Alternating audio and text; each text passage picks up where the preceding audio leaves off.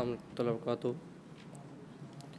اشہد ان لا الہ الا اللہ وحدہ لا شریک لہ واشہد ان محمدا عبدہ ورسولہ، اما بعد فاعوذ باللہ من الشیطان الرجیم، بسم اللہ الرحمن الرحیم۔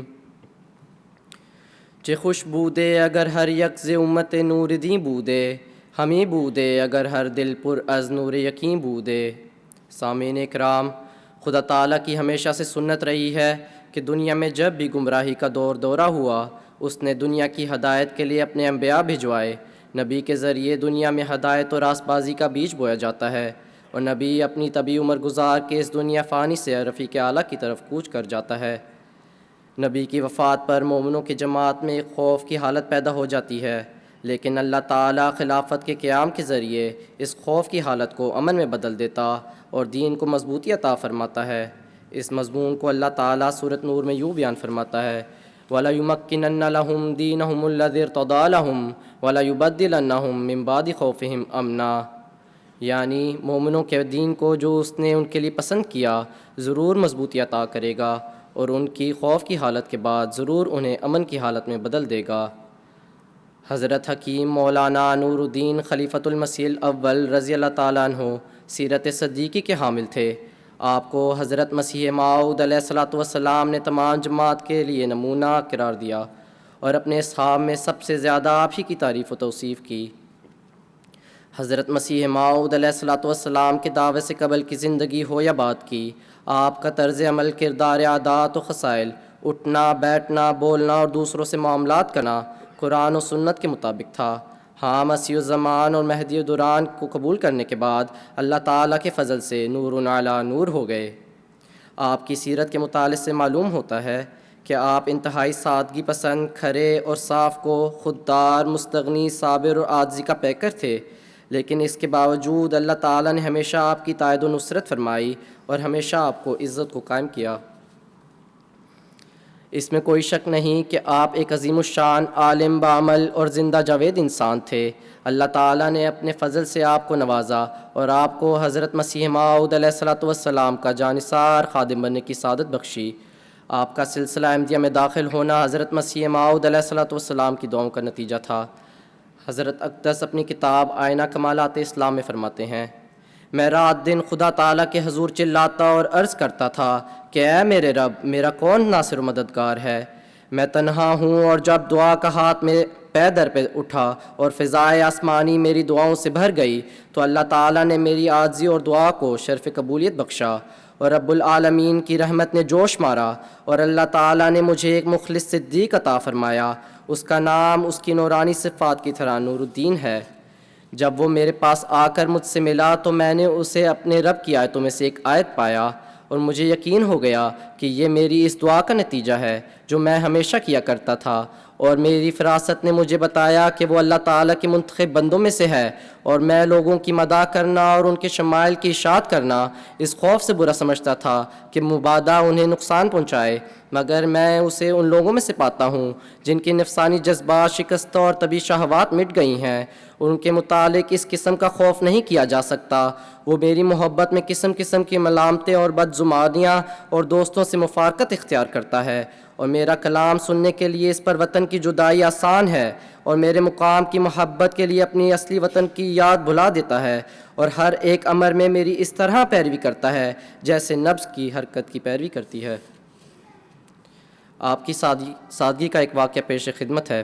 یہ واقعہ اس مشہور مقدمہ اقدام قتل کے دوران ہوا جو حضرت مسیح موعود علیہ الصلوۃ والسلام کے خلاف کپتان ڈگلس کی عدالت میں دائر ہوا تھا۔ اس مقدمے میں آپ کی بھی گواہی ہوئی۔ راجہ غلام حیدر صاحب جو ڈسٹرکٹ مجسٹریٹ مسٹر ڈگلس کے ریڈر تھے، ان کا تحریری بیان ہے کہ مولوی محمد حسین صاحب اٹالوی کی شہادت سے قبل مولانا مولوی نور الدین صاحب کی شہادت ہوئی۔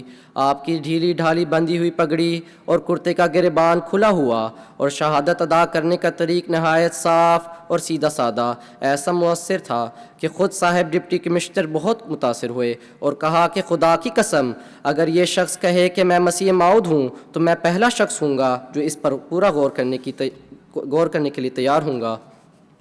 مولوی نور الدین صاحب نے عدالت سے دریافت کیا کہ مجھے باہر جانے کی اجازت ہے یا اسی جگہ کمرے کے اندر رہوں؟ ڈگلس صاحب ڈپٹی کمشنر نے کہا کہ مولوی صاحب آپ کو اجازت ہے کہ جہاں آپ کا جی چاہے جائیں۔ آپ کی طبیعت میں استغنا کا مادہ خدا تعالیٰ نے اس حد تک ودیت کیا ہوا تھا کہ حضرت خلیفۃ المسیح ثانی رضی اللہ تعالیٰ عنہ کا بیان ہے کہ حضرت خلیفۃ المسیح الاول رضی اللہ تعالیٰ عنہ کے پاس ایک بڈھا دوائی لینے کے لیے آیا کرتا تھا اور وہ مواتر 6-7 ماہ تک آتا رہا۔ میں اور میر اسحاق صاحب ان دنوں حضرت خلیفۃ المسیح الاول سے پڑھا کرتے تھے۔ ہمارے لیے عجیب بات تھی کہ وہ ہمیشہ ہی دوائی لینے آ جاتا ہے۔ ایک دن ہم نے اس سے پوچھا کہ تم روز یہاں آتے ہو، اگر تمہارا علاج ٹھیک نہیں ہو رہا تو کسی اور طبیب سے علاج کراؤ۔ حضرت خلیفۃ المسیح الاول رضی اللہ تعالیٰ عنہ ان دنوں عموماً زکام کے مریضوں کے لیے نسخہ جات لکھا کرتے تھے۔ اس بڈھے نے کہا کہ مجھے یہاں شربت پینے کو مل جاتا ہے، اس لیے میں روز دوائی لینے آ جاتا ہوں۔ حضرت خلیفۃ المسیح الاول رضی اللہ تعالیٰ عنہ نے کئی مرتبہ اسے نماز پڑھنے کی نصیحت کی۔ وہ کہا کرتا تھا آپ کی نماز بھی کوئی نماز ہے۔ مسجد میں نماز پڑھنے گئے اور سلام پھیر کر باہر آ گئے، جس سے عشق ہو بھلا وہاں سے کوئی باہر بھی آیا کرتا ہے۔ ہم نے تو جس دن سے اپنے پیر کی مریدی کی ہے ہم نماز پڑھ رہے ہیں اور اس دن سے نماز توڑی ہی نہیں ہے، تو پھر نئی نماز پڑھنے کا سوال ہی کس طرح پیدا ہو سکتا ہے؟ اس سے ظاہر ہوتا ہے کہ علاج کے معاملے میں آپ احمدی و غیر احمدی، مسلم و غیر مسلم و کافر سب کے ساتھ یکساں سلوک کرتے تھے۔ وہ شخص احمدی نہ تھا اور باوجود بارہا نصیحت کے نماز نہیں پڑھتا تھا، پھر اپنے اقرار کے مطابق 6-7 ماہ سے محض شربت پینے کے لیے آیا کرتا تھا۔ بیماری وغیرہ اسے کوئی نہ تھی اور یہ ناممکن ہے کہ اتنے بڑے طبیب کو اس کی حرکت کا علم نہ ہو۔ ایک دفعہ حضرت خلیفۃ المسیح الاول رضی اللہ تعالیٰ عنہ دیر تک اپنے کام میں مصروف رہے، یہاں تک کہ رات کافی گزر گئی۔ جب گھر تشریف لے گئے تو کھانا موجود نہیں تھا۔ ابھی تھوڑی ہی دیر گزری تھی کہ باہر سے کسی نے دستک دی۔ فرمایا کون ہے؟ جواب ملا مرزا محمد اسماعیل۔ فرمایا کیا کام ہے؟ عرض کیا حضور آج میں نے کھویا تیار کیا تھا، تو چونکہ وہ بہت ہی عمدہ بن گیا تھا اس لیے میں نے یہ نیت کی تھی کہ حضور کی خدمت میں پیش کروں گا، مگر حضور کی مصروفیت کی وجہ سے پیش نہ کر سکا۔ عشاء کی نماز کے بعد میری آنکھ لگ گئی، اب آنکھ کھلی تو خیال آیا کہ ابھی دے آؤں، چنانچہ اب حاضر خدمت ہو کر پیش کرنے کی سعادت حاصل کرتا ہوں۔ آپ نے وہ کھویا قبول فرما لیا اور گھر والوں کو کہا کہ آپ بھی کھائیں کیونکہ خدا تعالیٰ نے بھجوایا ہے۔ محترم حکیم محمد صدیق صاحب کی روایت ہے کہ حضرت خلیفۃ المسیح الاول رضی اللہ تعالیٰ عنہ فرمایا کرتے تھے کہ ایک دفعہ 3 ساتھیوں کے ساتھ ہم راستہ بھول گئے اور کہیں دور نکل گئے، کوئی بستی نظر نہیں آتی تھی۔ میرے ساتھیوں کو بھوک اور پیاس نے سخت ستایا تو ان میں سے ایک نے کہا کہ نور الدین جو کہتا ہے کہ میرا خدا مجھے کھلاتا پلاتا ہے، آج ہم دیکھتے ہیں کہ کس طرح کھلاتا پلاتا ہے۔ فرمایا کرتے تھے کہ میں دعا کرنے لگا، چنانچہ ہم آگے گئے تو پیچھے سے زور کی آواز آئی، ٹھہرو ٹھہرو۔ جب دیکھا تو 2 شتر سوار تیزی کے ساتھ آ رہے تھے۔ جب پاس آئے تو انہوں نے کہا ہم شکاری ہیں، ہرن کا شکار کیا تھا اور خوب پکایا، گھر سے روٹیاں لائے تھے، ہم سیر ہو چکے ہیں اور کھانا بھی بہت ہے، آپ کھا لیں۔ چنانچہ ہم سب نے خوب سیر ہو کر کھایا۔ ساتھیوں کو یقین ہو گیا کہ نور الدین سچ کہتا تھا۔ فرمایا کرتے تھے کہ اللہ کا نور الدین سے وعدہ ہے کہ میں تیری ہر ضرورت کو پورا کروں گا، کیا کوئی بادشاہ بھی یہ دعویٰ کر سکتا ہے؟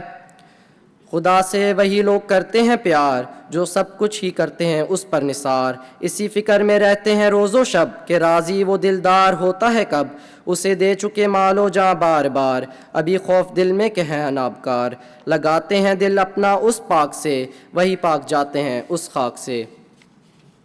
جماعت احمدیہ کا ہر فرد اس بات کا چشمدید گواہ ہے کہ خلافت کی برکت سے خدا تعالیٰ نے انہیں ہر میدان میں ترقیات سے نوازا۔ جن خوش قسمت لوگوں نے اپنے امام کی ڈھال سے پیچھے رہ کر روحانی جنگ میں حصہ لینے کی سعادت پائی، ہر میدان میں کامیابی نے ان کے قدم چومے، اور جو بد قسمت اس ڈھال کے حصار سے باہر نکل گئے، دنیا کی آلائشوں نے انہیں جلا کر بوسم کر دیا۔ قرآن کریم میں اللہ تعالیٰ کا یہی وعدہ تھا، اور حضرت محمد مصطفیٰ صلی اللہ علیہ وآلہ وسلم نے آخرین کو یہی بشارت عطا فرمائی تھی، اور یہی خوشخبری سیدنا حضرت مسیح موعود علیہ الصلوۃ والسلام نے اپنے پیروکاروں کو دی تھی۔ الحمدللہ کہ ہم وہ خوش قسمت لوگ ہیں جو اپنے امام کے ایک اشارے پر اٹھتے اور آپ کے ایک اشارے پر بیٹھتے ہیں۔ اللہ تعالیٰ سے دعا ہے کہ وہ ہر آن ہمیں خلافت کے قدموں میں جگہ عطا کیے رکھے، تا ہماری دنیا بھی سنور جائے اور ہم آخرت میں بھی ہم فلاح پانے والے ٹھہریں، آمین۔ اللہ ہمیشہ ہی خلافت رہے قائم، اللہ ہمیشہ ہی خلافت رہے قائم، احمد کی جماعت میں یہ نعمت رہے قائم، ہر دور میں یہ نور نبوت رہے قائم، یہ فضل تیرا تا بقیامت رہے قائم، جب تک کہ خلافت کا یہ فیضان رہے گا، ہر دور میں ممتاز مسلمان رہے گا۔ وآخر دعوانا الحمدللہ رب العالمین۔